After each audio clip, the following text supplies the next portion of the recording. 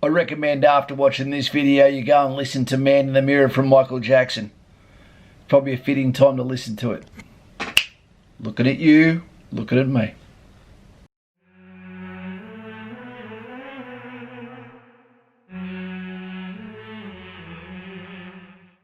Hey team, how we going? It's Kaz from In the Trenches with Kaz, the Australian veteran. And I'm here to share a video with you that I discovered, found, and blessed to have come by. It's something that I recommend that you do not watch alone. This is not entertainment, this is education. This is a video that you must appreciate. It doesn't touch on culture. It is something that affects everyone. It is the fallen of World War II, DOS. It touched everyone, more than what you probably think. And we're about to look into this now. Sorry I can't edit the actual video because one, it's perfect. Okay, the other thing is too, that you need to see all of it because there's an important message at the end. If you think that our world is turned to shit, well guess what? It's the best it's ever been. And you're about to see why. Let's change hats. Better, duty first. Watch it with family, watch it with friends. Pass it on to someone that actually needs to understand how lucky they are to live in this world as we are now. Almost war-free, conflict-free. And when it does occur, it's normally economic. Guys and gals, let's go upstairs and let's get into this video straight up. Enjoy, share, like. This is not entertainment, it's education. Year 10, 11 and 12 at school should be learning this straight up. Get rid of that victim mentality. Subscribe right now and tell me in comments a link of what you want to see next. Duty first. So team, this video will be sent out as a dedication to 4 of ours. Mr. P, to Carl P, to Daz, the Hyundai driving lunatic, and also to Ed B3 from the USA. This is your video. It's your video. Enjoy. The average lifespan of an American is 80 years. And an 80-year-old today was 10 when World War II ended, 4 when it began. A soldier who saw battle would have to be in his late 80s at least today. Generals, political leaders, the decision makers of the war, few are still with us. And over the past few decades, we've seen authors and filmmakers rush to capture stories from survivors before this connection of memory is lost. Team, as you watch this video, think of the great potential, the best and the greatest that could have been, that were never born, the great loves, the inventors, the healers, the helpers, the givers. The people that could have been in your family now that aren't, as we watch these timelines evolved. Men, women, children, animals, no one was spared. This project is not about individual war stories, and it's not about survivors. We're going to tally up the tens of millions of people whose lives are cut short by the war, and see how these numbers stack up to other wars in history, including trends in recent conflicts.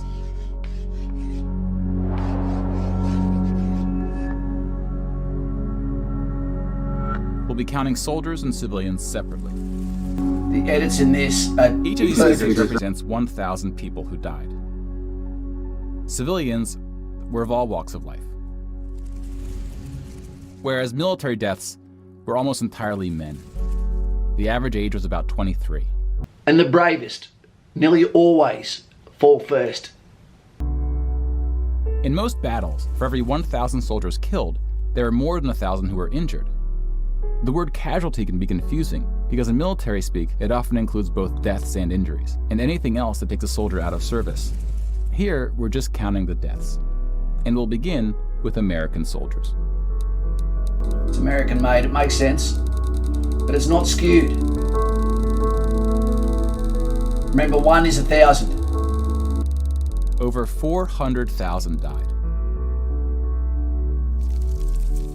Most of the deaths occurred in the European theater, fighting the Nazis, and about a quarter were in the Pacific, fighting the Japanese. When you put them on the timeline, you see that casualties were the heaviest at the end of the war. The war began on September 1st, 1939. But the US wasn't willing to join the fight until Pearl Harbor, 2 years in. The deaths increased drastically on D-Day, when the Allies invaded Normandy. One of the most tragic moments of the war was on D-Day at Omaha Beach, where 2,500 Americans fell. So about the same number of US soldiers died on this single beach landing as the entire 13 years of the recent war in Afghanistan. The bloodiest battle in the Pacific was Okinawa, which lasted 82 days, during which 12,500 Americans died. About 5,000 of these deaths were at sea from kamikaze attacks. Now let's look at some other countries, starting with Europe. Everyone is in this video team. Germany started World War II when it invaded Poland. Poland ultimately lost 200,000 soldiers in the war. Most died after the invasion while the country was occupied by Germany and the Soviet Union. Germany, meanwhile, lost just 16,000 in the invasion of Poland. The Nazis went on to invade and conquer other countries, including Denmark, Belgium, the Netherlands, France, Greece, and Yugoslavia. France surrendered, but after losing 92,000 soldiers in the Battle of France. Over 200,000 ultimately fell, which includes deaths in POW camps, French colonies, and other fighting. Yugoslavia suffered almost 500,000 military deaths. The initial invasion brought relatively few casualties on both sides, but the deaths mounted under Nazi occupation due to guerrilla fighting, civil conflict, and mass executions. The Nazi invasions were swift, with relatively few German losses. Even the Nazi commanders expressed surprise at their success. And then we have the United Kingdom and the United States, who were not invaded but took the fight to the Nazis. Britain lost about the same number of soldiers as the US, which includes the British colonies. Germany lost about 500,000 soldiers fighting the US and Britain in what is known as the Western Front, which took place in France and Belgium.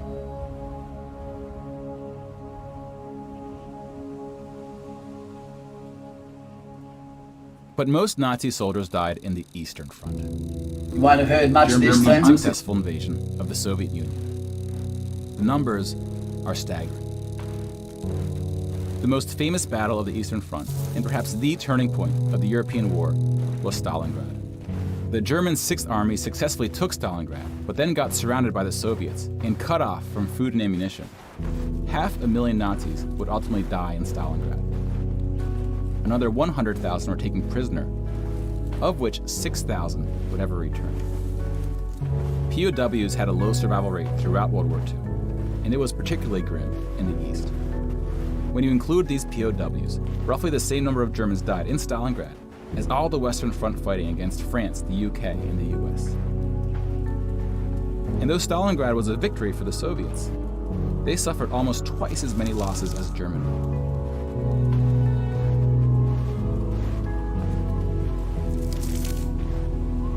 The Soviet Union would eventually defeat the once unstoppable German army. Every one of those ticks is 1,000 men. Fathers, brothers, sons. But winning the war came at a cost. Look at that. Inflation of human misery. It's still going. Jesus. That's disgusting. And we're talking about military members, not even civilians yet. No wonder they always look angry. I'd be drinking vodka too. Stop! 8.7 million is the official tally by the Russian military, a hotly disputed number. Some studies have calculated as many as 14 million dead. To complete the count of European military deaths, we need to add German deaths from other fronts, including the North and Africa, as well as deaths from other Axis powers allied with the Nazis: Hungary, Romania, and Italy. When you put these European military deaths on the timeline, it looks like this. You can now interact with the chart to learn more. Pause the narration if you would like more time. This is out of control. How good is the animations with this?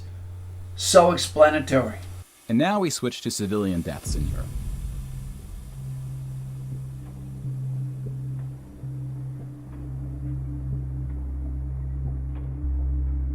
Six million Jewish people were killed in the Holocaust.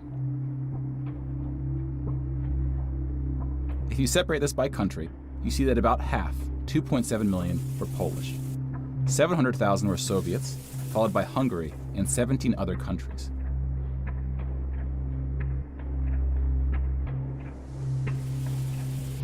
Broken down another way, about half of the 6 million were killed in the concentration camps. Over 1 million died in Auschwitz. Most were killed in the gas chambers. Others died from starvation, exhaustion, disease, and other forms of execution. The second most deadly camp was Treblinka, which was exclusively an extermination camp, set up to look like a train station. And Frank? The second most deadly camp was Treblinka. Mobile killing groups killed 1.4 million Jews.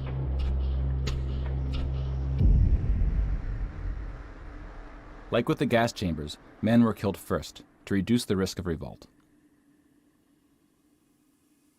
It's not a competition between the sexes, everyone suffered.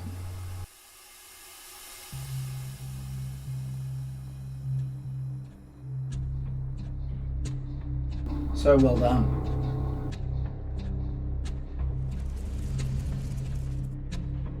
The Holocaust also includes non-Jewish deaths. Between 130,000 to 500,000 Roma, then called Gypsies, were killed. The numbers are disputed. About 250,000 people with disabilities were killed. Homosexuals, Catholics, and other groups were also exterminated, but their numbers were relatively small. Some historians say that other civilian deaths should go under the label of Holocaust. About 2 million non-Jewish Poles were killed under German occupation, some of which were sent to the gas chambers at Auschwitz. When you combine civilian and military deaths, over 16% of the total Polish population died in World War II, which is 16%, nearly 1 in 5. not the highest in total death count. The Soviet Union again tops that list, losing at least as many civilians as it did soldiers, somewhere between 10 and 20 million. A particularly dark moment for the Soviet Union was the siege of Leningrad, now St. Petersburg. German forces surrounded Leningrad before civilians could be evacuated. Supplies, including food, were cut off for 2.5 years. Socialism. This is what you want, is it, team?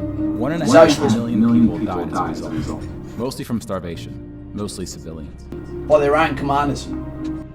Stalin's cruelty towards his own people is partly responsible for these numbers.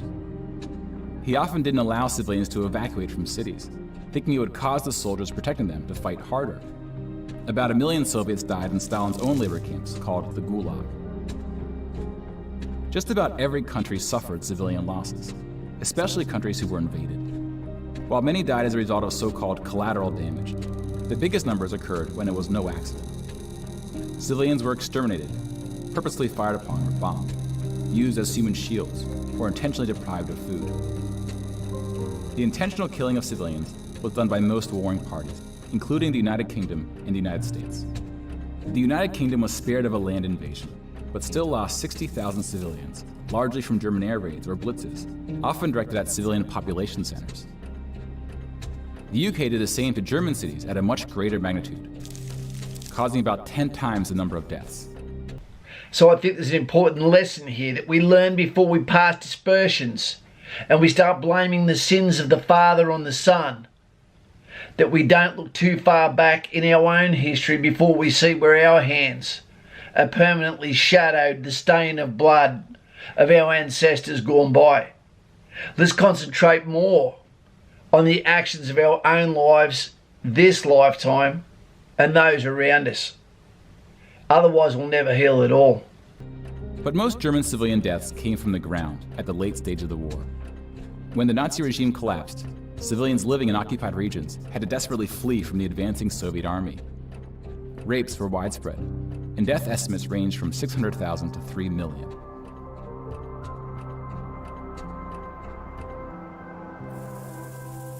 Let's step back and see where we are with the totals.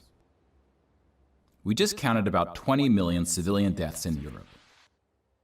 +2. If you add this to the European military deaths we already covered, it brings us to over 40 million. Then we have the Asian theater. Here we see the vast majority of military deaths in Asia came from China and Japan. On the civilian side, about 6 million deaths from China, Indonesia, Korea, Indochina, and the Philippines can be attributed to Japanese war crimes, which are sometimes compared to the Nazi atrocities due to the sheer scale of the cruelty. China had the second highest death count after the Soviet Union. I didn't Like know. the Soviets, the Chinese government demonstrated a stunning willingness to sacrifice its own people. Chinese nationalists opened the dike at the Yellow River, hoping the flood would halt the Japanese advance. 500,000 Chinese civilians or more were killed, which is 2 or 3 times the number who died in all countries in the 2004 Asian tsunamis. Seen the theme here, team? But the invasion of China only cost Japan 200,000 soldiers. Most were killed fighting the US and allies in the Pacific War.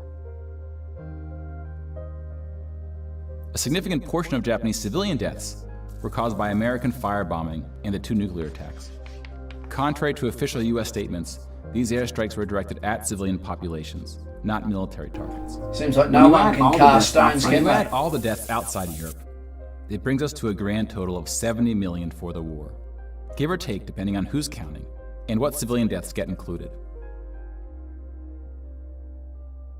More people died in World War II than in any other war in history. For comparison, here are 20 or so of the very worst wars and atrocities we have on record.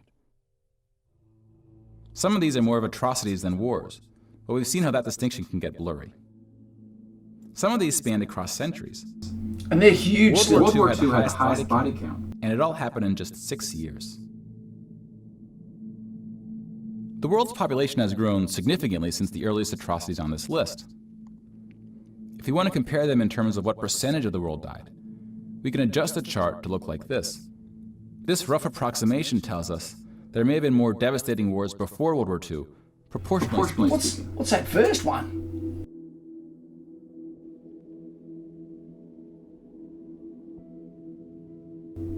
How many has marriage caused? When we turn to post-war conflicts, it's hard to say anything that isn't controversial. But the data shows something quite extraordinary has been happening. In 1989, John Gaddis coined the phrase the long peace to identify the absence of conflict between the nuclear powers during the Cold War.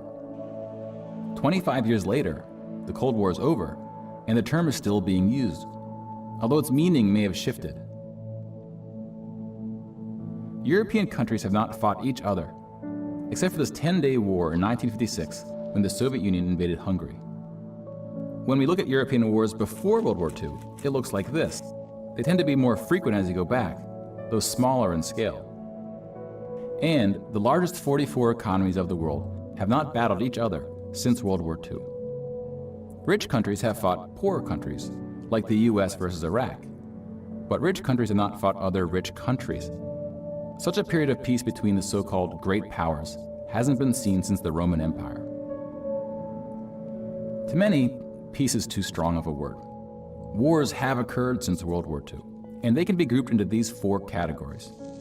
We don't see colonial wars anymore. We've already noted that interstate wars between rich countries have not occurred at all, and here we see wars involving smaller economies have tapered off. That leaves civil wars of 2 types, with and without foreign intervention. And this is what these battle deaths look like alongside of World War II. More people died fighting in World War II than in all the wars since. Yet our media makes us feel like we can't forget about we're doomed. Which has almost tripled since World War II. If we scale these numbers to show deaths in proportion to world population, showing the likelihood that a person on Earth dies in battle, the downward trend becomes even more pronounced.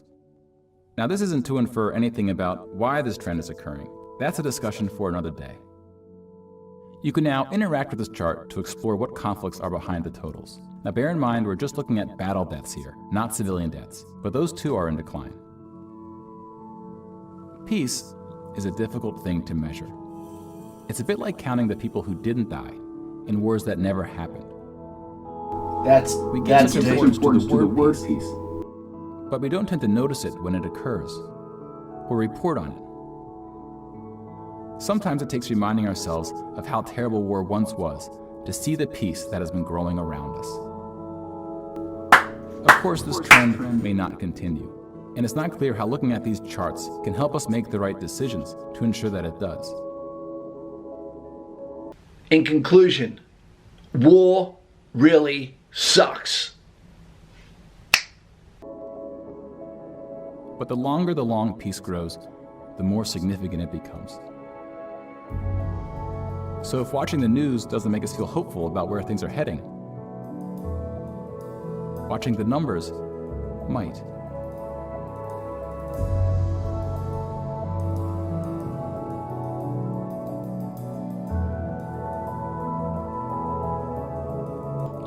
Directed by Neil Halloran. That was really, really well done. Really well done. All I can say is, let's go down a bit. The perception that that time is nigh, I believe we're about to be in a position of wealth prosperity. But what we are losing is the little touches, the humanity, the manners, the you go before me, the open doors there, I can wait. The embracing hug, the let's go to the beach instead of going to a shopping centre. I think we're nicer than what we realise. And just because you're a serving member doesn't mean you're a warmonger. We normally hate it the most. Having seen the faces behind the numbers when hope is gone, and rightly so, I can tell you something, that you are important to someone. So guys and gals, I hope you got something from this. This must be shared. It's information, it's hope for the future, while looking at the fertilisation of the past to where we are now. So Mr. P, to Carl P, to Ed B3, and to Daz the crazy Hyundai driver, I hope this video gives you something that you wouldn't have found yourself.